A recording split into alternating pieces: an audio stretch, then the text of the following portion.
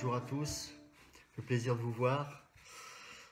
Alors, j'espère pouvoir vous encourager, parce que c'est le but. J'ai vraiment à cœur de nous exhorter, de nous édifier ensemble, parce que je m'inclus dedans, bien évidemment. Et je voudrais vous partager un message et vous lire avant cela un passage dans l'évangile de Jean, au chapitre 13, à partir du verset 36. Jean chapitre 13, à partir du verset 36. Simon-Pierre lui dit, Seigneur, où vas-tu? Et Jésus lui répondit, tu ne peux pas maintenant me suivre où je vais, mais tu me suivras plus tard.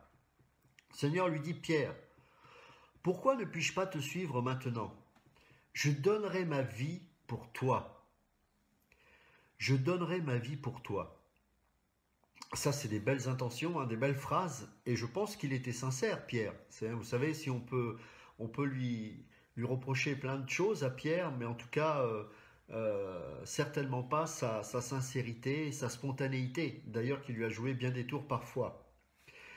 Et en fait, nous sommes peut-être parfois souvent comme ça, animés de plein de bonnes intentions. J'aimerais vraiment te donner mon cœur, ma vie, je te suivrai, jamais je te trahirai, jamais je ne t'abandonnerai. Et Pierre était souvent animé de ce zèle. Rappelez-vous quand les disciples étaient sur la barque, ils voient Jésus, ils marchent sur les eaux et ils prirent peur parce que pour eux c'était comme un fantôme qui apparaissait tout d'un coup.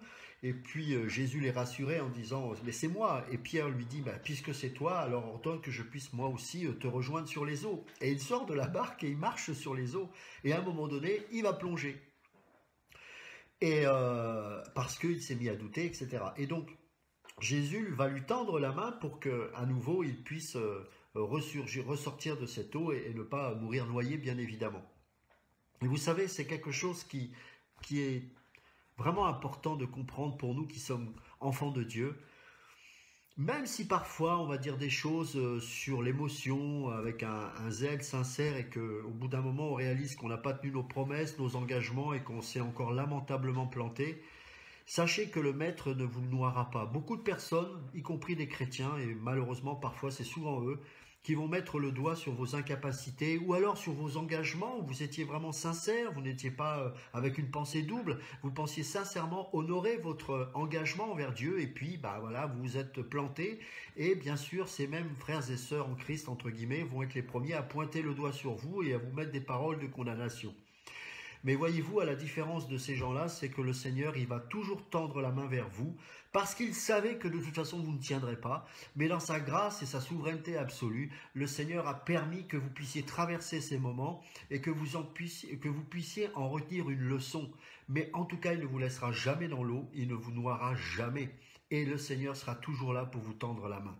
Ces mêmes personnes qui vont vous pointer du regard vont être parfois aussi être prêts à vous lapider. Et rappelez-vous la femme adultère qui a été présentée devant Jésus par ces pharisiens justement et qui certainement ne souhaitait qu'une chose, c'est que Jésus puisse tomber dans leur piège en prononçant une parole de condamnation et de mort.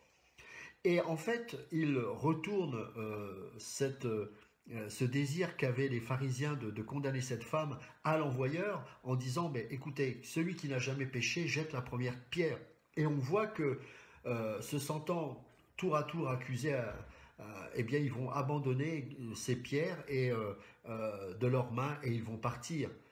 Et Jésus regardera cette femme en disant où sont ceux qui t'accusent? Et il dira, va et ne pêche plus. Et comme je le disais ce matin, il n'a pas dit ne pêche plus et ensuite pars. Il n'y a pas de condition au salut, il y a juste la foi. Et à partir du moment où vous avez entendu cette parole libératrice de notre Seigneur, va, et bien là, vous avez désormais la capacité d'avancer parce que le Seigneur vous a délivré de vos liens par rapport au péché, par rapport au passé, par rapport à la malédiction et toutes ces choses. Et ce que je voulais vraiment communiquer, c'est que cette grâce, et cette grâce est une personne, Jésus est cette grâce-là, la grâce et la vérité sont venues par Jésus-Christ, eh bien cette grâce doit être toujours une source de libération pour nous. Nous sommes nés de nouveau par la grâce de Dieu. Nous marchons devant Dieu par la grâce de Dieu et nous finirons encore et toujours avec cette même grâce de Dieu.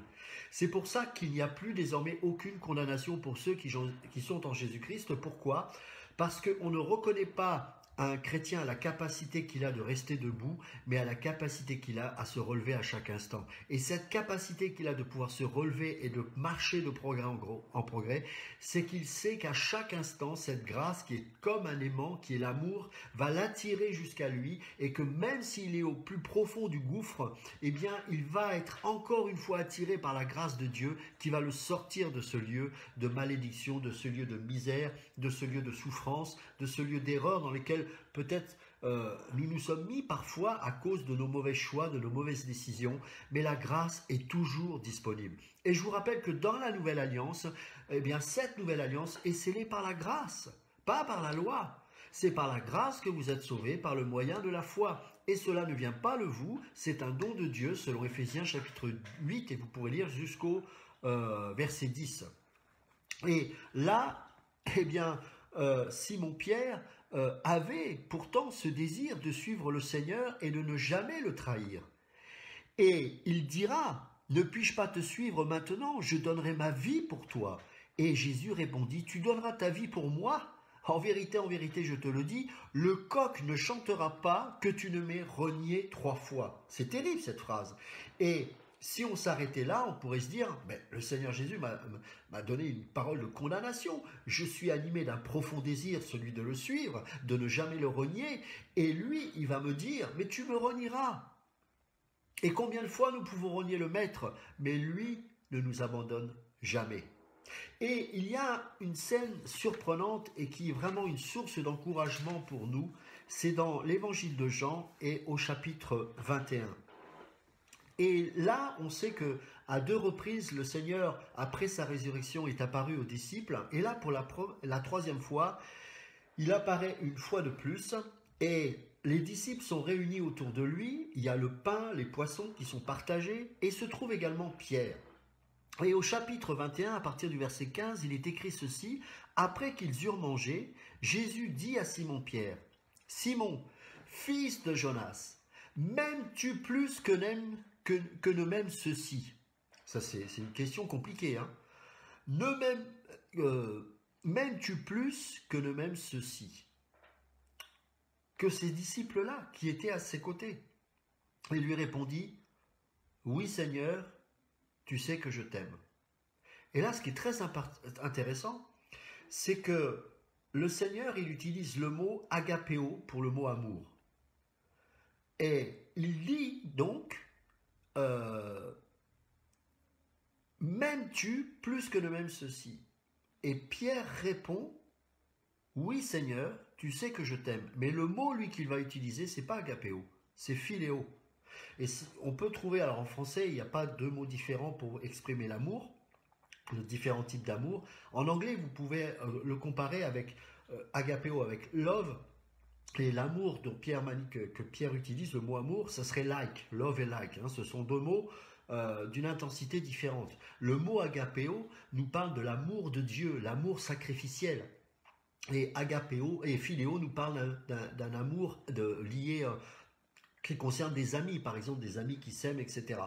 Donc, Pierre, il est dans la culpabilité. Pierre, il a le désir d'aimer, mais il se souvient, conformément à la parole de connaissance de Jésus, qu'il a renié le Maître 3 fois. Lorsque Jésus a été comparu au Sanhédrin et que Pierre discrètement suivait le Maître, il avait été reconnu comme étant l'un des disciples de Jésus.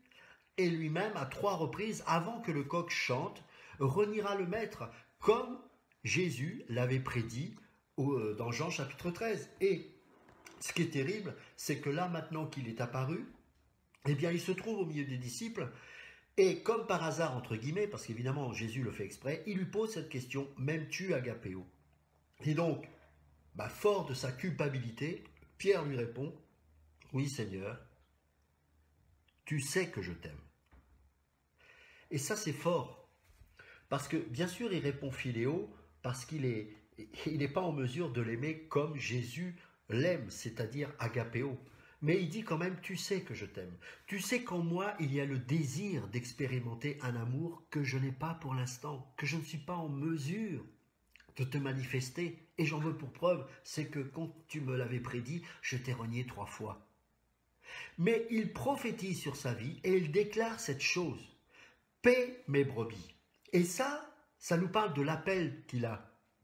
L'appel qu'il a reçu de la part du maître. Il allait être berger. L'appel que tu reçois ne dépend pas de ta capacité à répondre à cet appel, mais il dépend de l'élection de la grâce que Jésus a manifestée sur ta vie.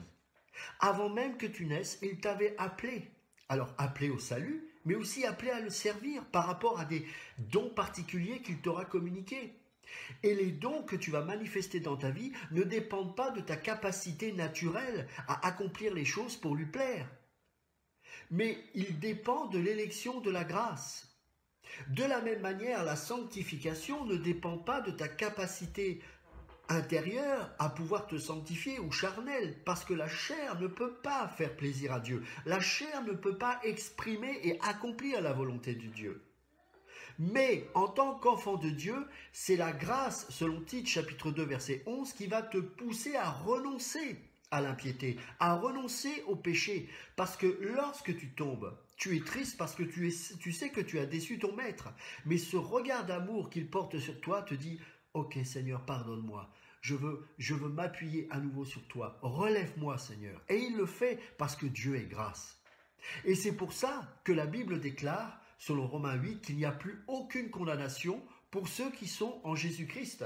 Et dans les textes majoritaires qui disent et qui marchent non selon la chair, mais selon l'esprit.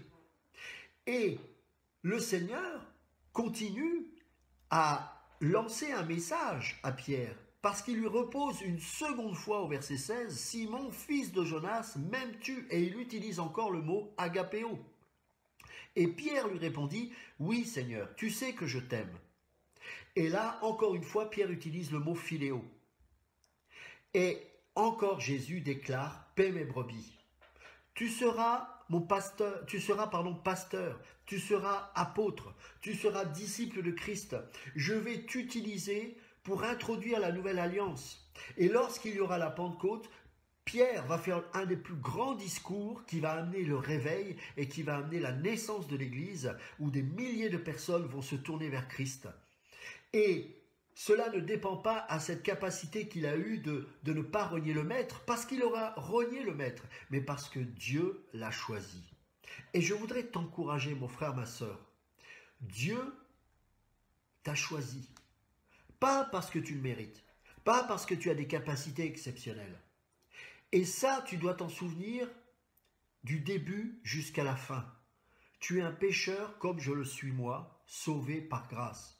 Tu as été choisi pas parce que tu en étais digne, pas parce que tu es quelqu'un d'à part ou de particulier, même si tu l'es, mais tu n'es pas meilleur que les autres, mais parce que Dieu t'a choisi selon l'élection de la grâce.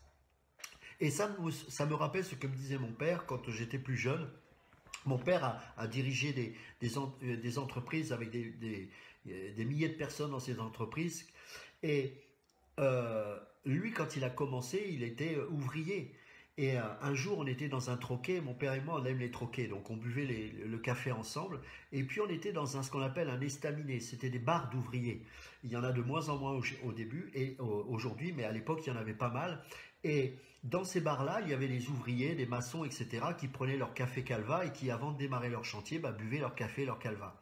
Bon, nous, on ne buvait pas d'accord, on buvait le café. Mais mon père me disait, regarde ces gens qui sont là. Il dit, n'oublie jamais une chose, tu viens de là. Nous venons de là dans notre famille. Il dit, ton papa était fils d'ouvrier. N'oublie jamais d'où tu viens. Et j'ai envie de dire une chose, je n'oublie pas d'où je viens. Je ne me vante pas d'être un chrétien qui peut-être manifeste tel ou tel don ou je ne sais quoi, parce que je ne peux rien présenter si ce n'est que l'agneau de Dieu. Et vous comme moi, nous ne sommes pas des enfants de Caïn, mais des enfants d'Abel. Et nous ne présentons pas les fruits de notre labeur comme pouvait le faire Caïn. Et d'ailleurs, c'est une des raisons pour laquelle il a été rejeté dans son offrande. Mais nous sommes les fils d'Abel. Et Abel, qu'est-ce qu'il a présenté? Quelque chose qui ne servait à rien. Parce qu'à l'époque, on était encore végétarien avant vraiment que le processus de péché s'amplifie, et il ne mangeait pas cet agneau. Et il a présenté quelque chose qui ne servait à rien. Évidemment, c'était prophétique, évidemment, c'est un enseignement, et évidemment, ça nous parle de l'agneau de Dieu, celui qui ôte les péchés du monde. Et nous sommes des fils d'Adam, et en tant que fils d'Adam, nous ne présentons pas le fruit de notre travail, mais nous présentons l'agneau de Dieu. Nous présentons Christ en nous, espérance de gloire. Et le culte que nous rendons à Dieu, selon Romains 12, 1 et 2, c'est un sacrifice vivant, c'est notre vie qui est au bénéfice de ce que le Seigneur a fait et continue de faire en nous en permanence. Et c'est cette grâce qui, au travers du Saint-Esprit, nous change, nous transforme. Et plus nous expérimentons la grâce de Dieu, plus nous sommes dans l'émerveillement, plus nous sommes dans l'adoration, et plus nous sommes dans la reconnaissance de voir « Waouh, mais tu continues de m'aimer, j'ai encore tel travers, j'ai encore telle chose. » Et non seulement Jésus avait dit « Oui, tu vas tomber. Oui, tu vas faire ces choses. Mais je vais te relever. Je vais te racheter. Tu vas commencer à vivre ce que j'ai fait en toi dès ta nouvelle naissance. Parce que lorsque tu as cru en lui, lorsque tu as mis ta foi au Seigneur, lorsque tu es né de nouveau, il s'est passé une chose extraordinaire. Il t'a emmené avec lui dans les lieux célestes. Il t'a béni de toute bénédiction spirituelle dans les lieux célestes, nous dit la parole. Il t'a assis sur son trône, il t'a racheté, il t'a sauvé, il t'a sanctifié, il t'a pardonné, il t'a justifié. Et de la même manière, comme je le disais ce matin dans Zacharie chapitre 3, eh bien, il est ton avocat. Et dans Zacharie chapitre 3, c'est extraordinaire. Vous avez Josué, le souverain sacrificateur, alors qu'il avait encore le vêtement souillé. Eh bien, Satan était en train d'accuser Josué, le sacrificateur. Et qui prend la défense? Est-ce que c'est Josué lui-même qui va essayer de se justifier en disant « Oui, c'est vrai, mon vêtement est sale, mais bon, j'arriverai à le nettoyer. » Non, c'est l'ange de Yahweh. Vous pourrez lire cette scène, ce chapitre, il est magnifique. Eh bien, vous avez l'ange de Yahweh qui va s'adresser à Satan en disant que l'Éternel te réprime, que l'Éternel te réprime. Et alors qu'il avait encore ce vêtement souillé, eh bien déjà, malgré cela, l'ange de Yahweh était en train de prendre la défense de Josué, le souverain sacrificateur. Et ensuite, il va déclarer, mettez-lui un vêtement propre. Qu'est-ce qu'il a fait entre-temps? Rien. Mais c'est Dieu qui a déclaré cela. Et c'est lui qui va, au travers des anges, l'habiller d'un vêtement blanc. Il va lui mettre une couronne, ça nous parle des pensées et de l'œuvre accomplie que nous devons vivre dans notre quotidien par la foi. Il a été purifié avant même qu'il reçoive ce manteau, parce que Dieu l'avait déclaré ainsi.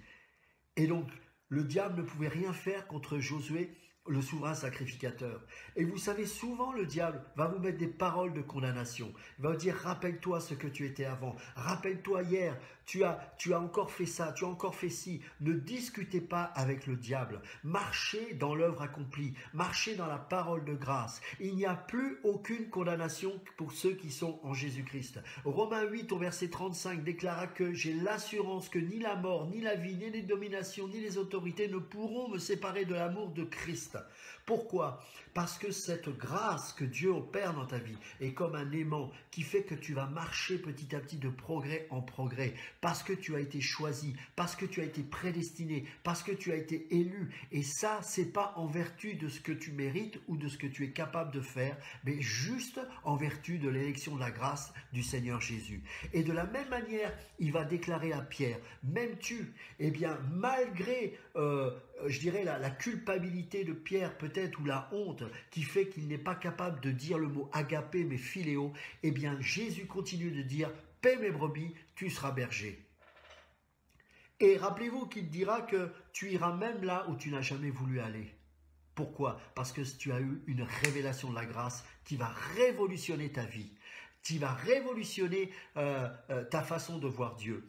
Et une troisième fois, Jésus lui dit, Simon, verset 17, fils de Jonas, m'aimes-tu? Et la Pierre fut attristée de ce qu'il lui avait dit pour la troisième fois, m'aimes-tu? Peut-être parce qu'il était en train de réaliser qu'il avait renié le maître 3 fois. Et 3 fois, Jésus lui pose également la même question, m'aimes-tu? Et là, il répond, philéo. Mais vous savez, Jésus, la troisième fois, n'utilise pas le mot agapéo quand il lui dit m'aimes-tu, mais il utilise le mot philéo. Il va même jusque mettre à sa portée de Pierre. Et qu'est-ce qu'il est en train de vouloir enseigner à Pierre? l'appel que j'ai déposé sur ta vie, la capacité que tu as reçue de ma part à le servir. Toutes ces choses, c'est en vertu de la grâce. Je savais que tu allais me renier 3 fois, mais la parole de Dieu déclare que là où le péché a abondé, la grâce a surabondé. Tu m'as renié 3 fois, eh bien 3 fois je te dis, paie mes brebis, et que ça ne dépend même pas de ta capacité à m'aimer, mais parce que moi je t'aime le premier. Je n'attends pas que tu m'aimes pour que je t'aime. Je t'ai aimé à la croix. Je t'ai pardonné à la croix. Je t'ai justifié à la croix. Je t'ai sauvé à la croix. Je t'ai racheté. Le mot grec racheté, il y a 3 mots. Agorazo, hexagorazo et lutro. Agorazo, je t'ai acheté et j'ai remis la monnaie, le sang au Père, qui fait que Satan ne pouvait plus te tenir esclave du péché. Ensuite, je t'ai hexagorazo, c'est-à-dire sortir de la malédiction, sorti du péché, sorti du monde. Tu n'es plus un enfant du monde. Et ensuite, je t'ai lutro, c'est délivré. C'est-à-dire que tous les liens ancestraux, toutes les choses, peut-être que tu as été sorcier, tout ça, tu as été délivré. Et maintenant, la grâce qui t'a sauvé te permet de te faire marcher par la foi. À chaque fois qu'on m'accuse, à chaque fois que je suis dans l'échec, à chaque fois que je suis dans les difficultés, je rentre dans la grâce, je m'imprègne de la grâce, je plonge mon regard sur la grâce. Et vous savez, les anges, quand ils vous regardent, ils sont enseignés, ils battent des ailes, nous dit Pierre, et ils regardent comment nous vivons, des pécheurs sauvés par grâce. Les anges ne connaissent pas la grâce, et c'est en nous voyant vivre qu'ils louent le Seigneur, parce que nous sommes graciés, nous sommes sauvés, parce que pas parce que nous avons fait quelque chose de particulier, mais parce que Dieu a tout fait. Et laissez-moi vous dire une chose, le diable déteste la grâce, il ne connaît pas la grâce, les démons ne connaissent pas la grâce, c'est pour ça qu'ils nous détestent, parce que eux, ils n'ont pas été graciés, eux, ils ont cru qu'ils pouvaient atteindre Dieu. Lucifer lui-même, qui était l'ange le plus élevé, l'ange protecteur, eh bien, il s'est pris pour Dieu et il a été précipité. Il a été chassé du ciel. Eh bien, nous, malgré nos défauts, malgré nos fautes, eh bien, nous sommes sauvés par la grâce. Et c'est incroyable.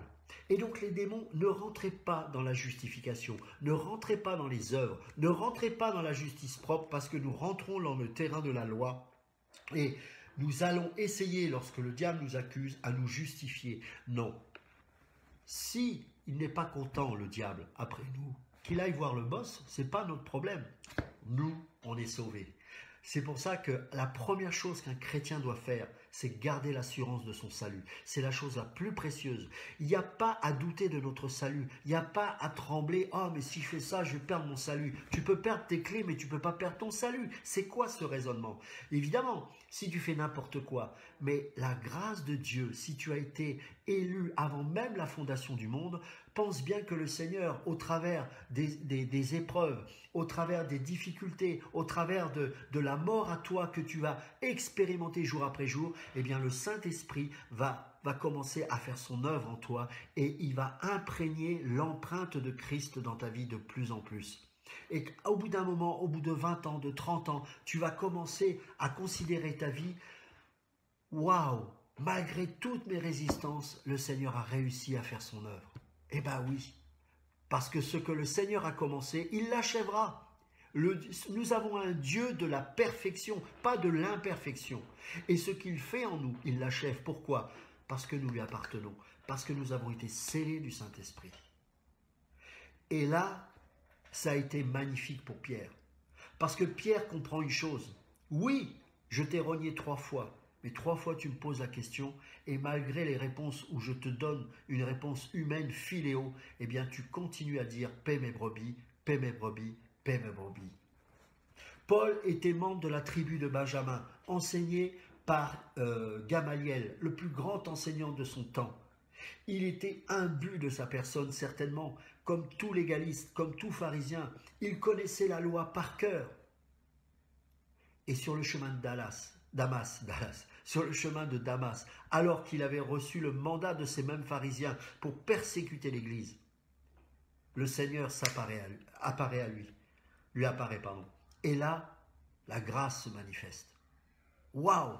Mais j'ai condamné le maître. Je ne sais pas si vous avez remarqué, celui qui parle le plus de la grâce, c'est Paul. Et c'est pourtant celui qui a été le plus légaliste et le plus persécuteur de l'Église.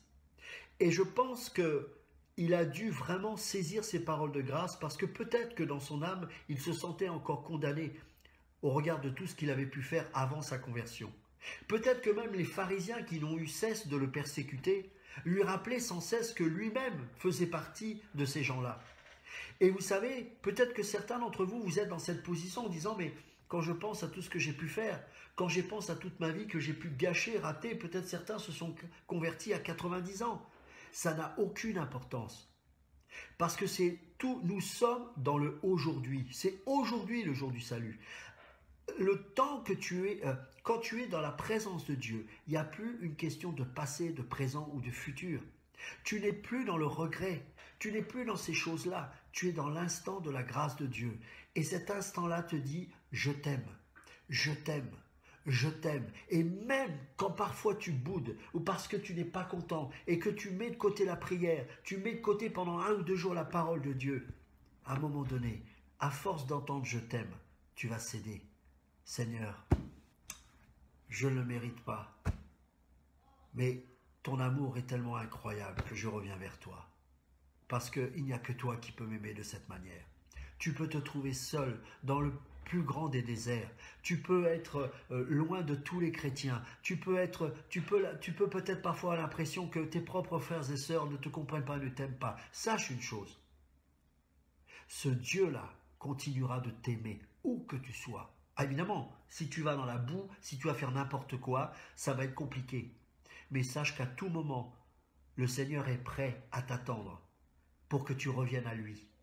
Et il va, et c'est ça que n'aiment pas les légalistes, il va tuer le veau gras comme le père a fait lorsqu'il attendait le fils prodigue. Il n'a pas été dans la boue avec le fils prodigue, mais il a attendu. Posez-vous la question, pourquoi dans cette parabole le Seigneur montre le père attendant le fils prodigue? Pourquoi il l'attendait? Parce qu'il était certain qu'il allait revenir. Parce qu'il était certain qu'il allait revenir. Et donc, c'était juste une question de temps. Pourquoi? Parce que c'était son fils. Et il savait que celui qui était le fruit de ses entrailles ne pouvait que revenir à lui. Parce que même s'il avait dilapidé l'héritage, le père veillait et attendait son retour. Et quand le fils est revenu, il a tué le veau gras. Et c'est choquant pour l'autre qui est resté dans la maison pendant toute sa vie. Et il lui dira, mais alors, pour lui, qui s'est traîné dans la boue, qui a été avec les prostituées, tu l'attends et maintenant tu tues le veau gras pour faire la fête et tu veux que je vienne me réjouir avec lui alors que moi, je n'ai pas eu ça alors que j'étais toujours à tes côtés? Mais le père disait, mais tout ce qui est à toi, tout ce qui est à moi est à toi, il n'y a pas, réjouis-toi.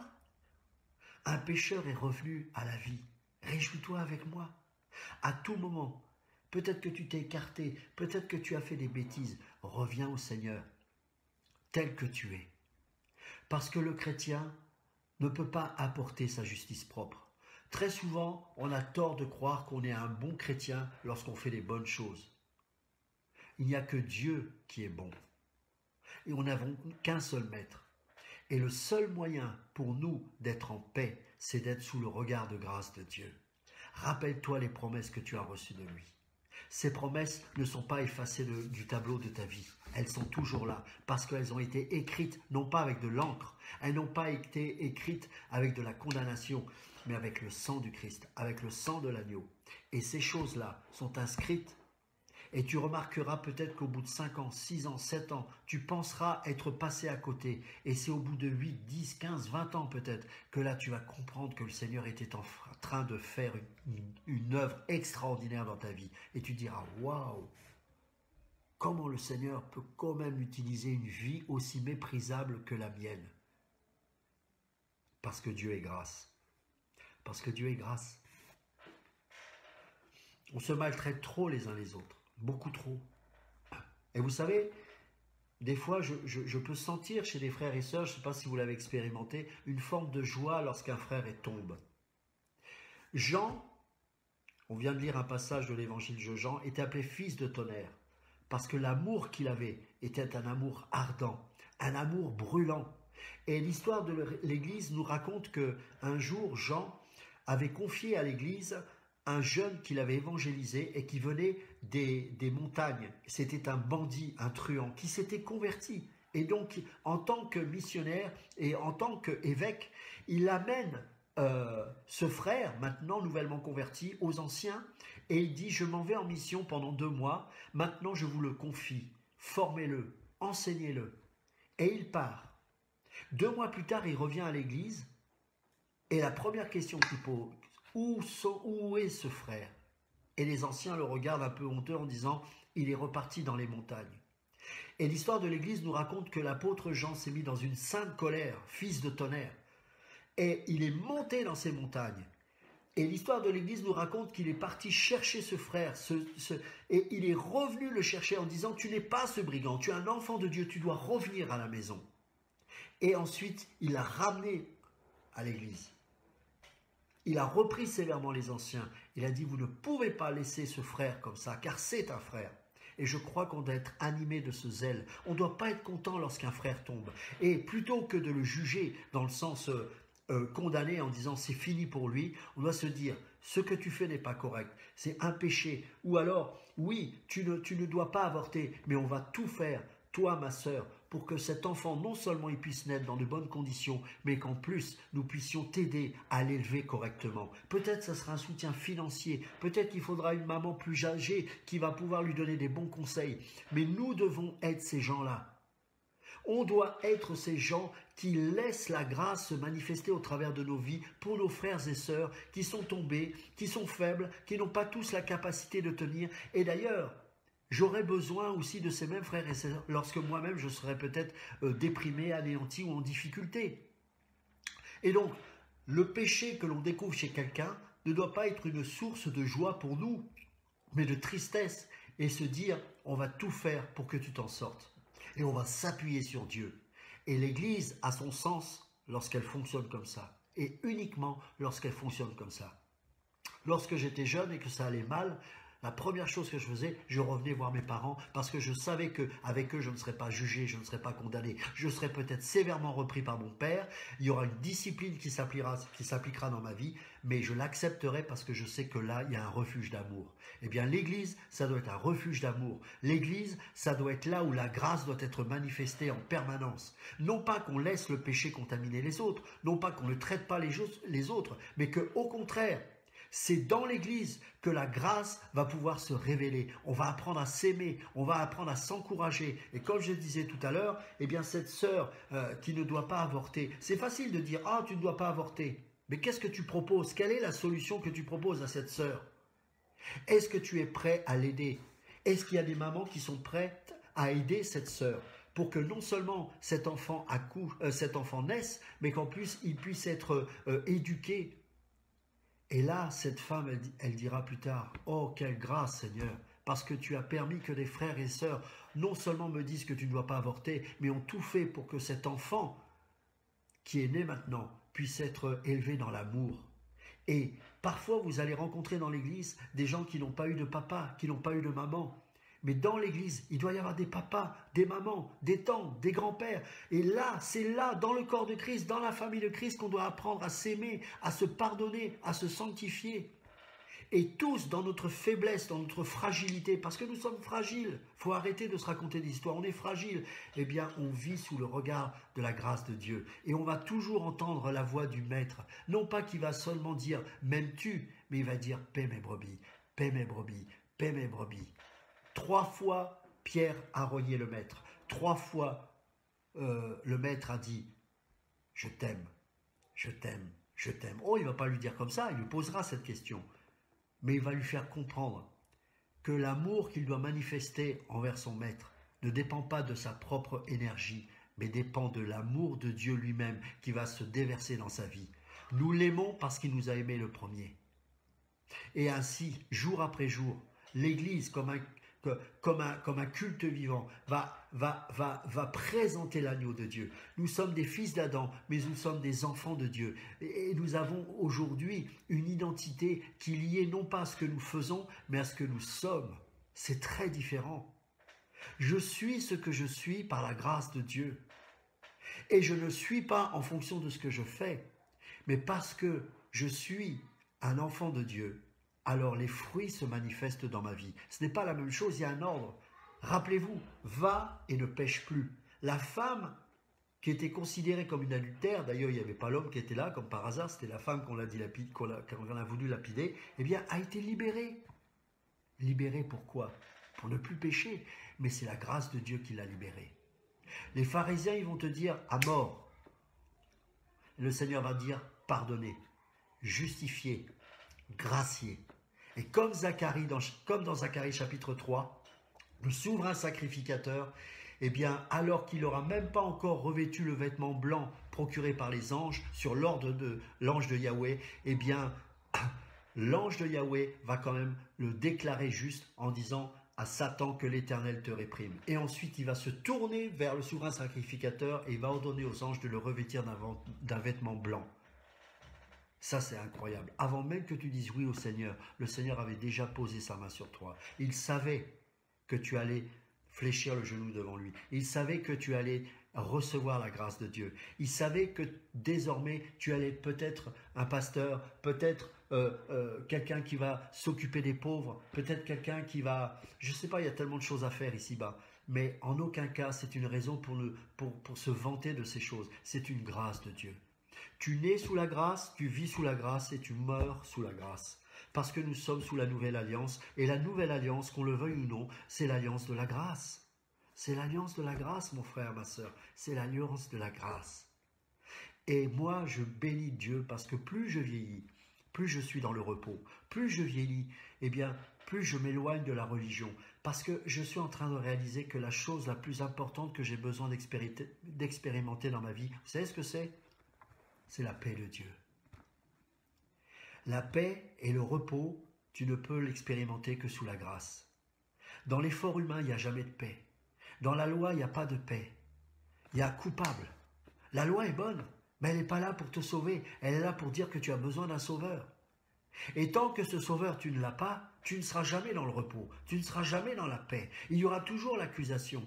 Mais quand tu es sous la grâce, quand tu as dit oui à la grâce et la vérité sont venus par Jésus-Christ. C'est lui la grâce. La grâce est une personne, tout comme la sagesse. Eh bien, quand tu auras cédé à la grâce, parce qu'on cède à cet amour, parce qu'il est plus fort que notre haine, alors il y a le repos, il y a la paix dans les cœurs. Et là, on peut commencer à être beaucoup plus doux.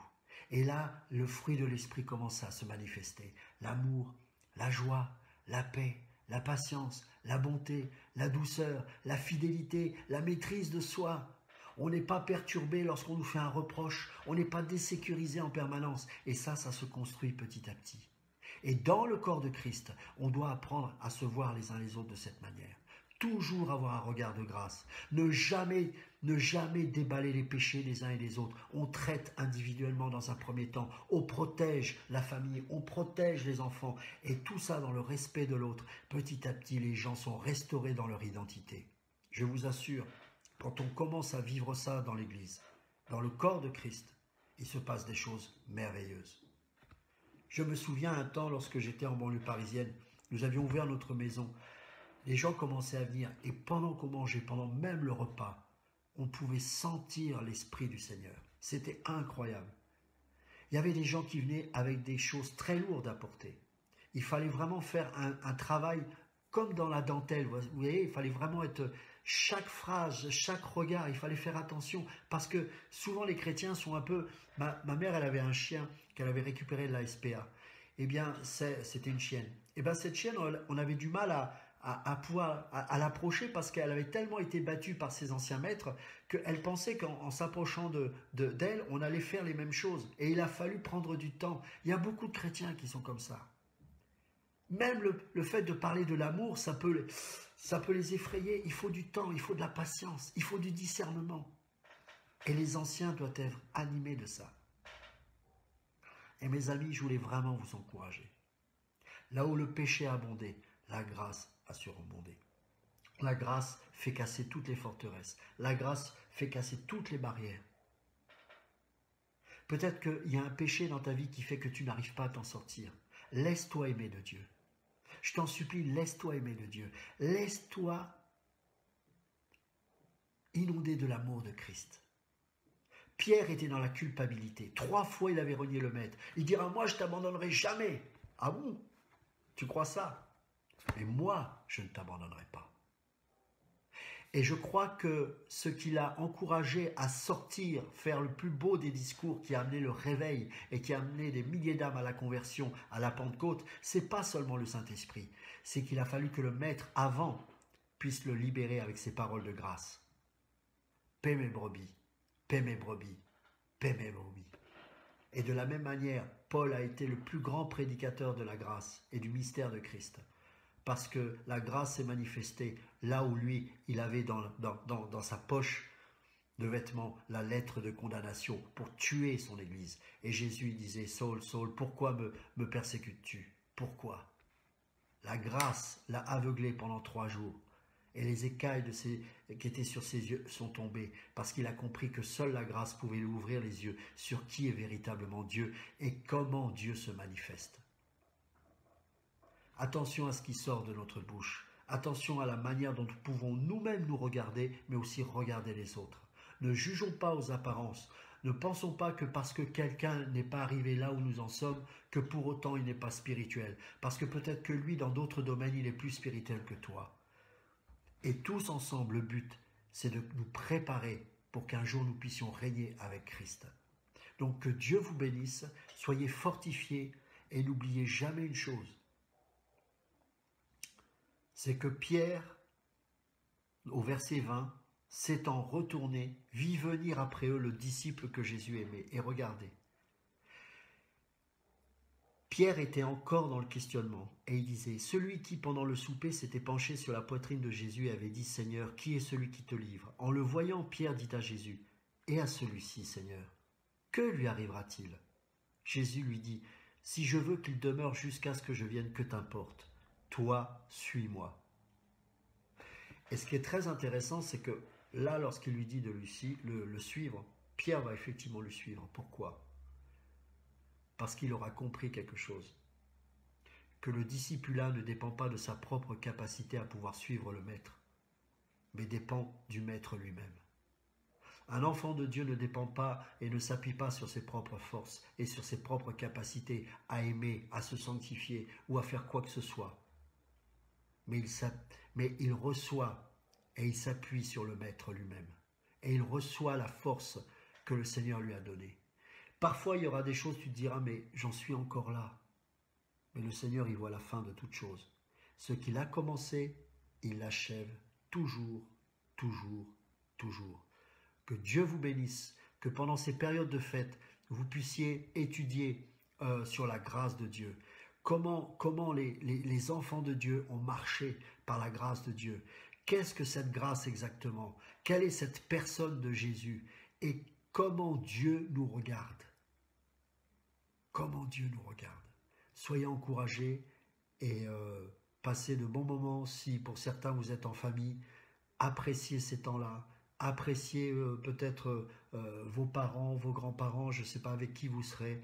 Et peut-être qu'ils ne sont pas convertis. Mais en tout cas, donnez-leur de l'amour, soyez patients, édifiez-les toujours, encouragez-les, peut-être qu'ils ont besoin d'un encouragement. Vous savez, nous les enfants, on n'encourage pas souvent nos parents, et il faut vraiment le faire parce que n'oublions pas qu'ils nous ont portés.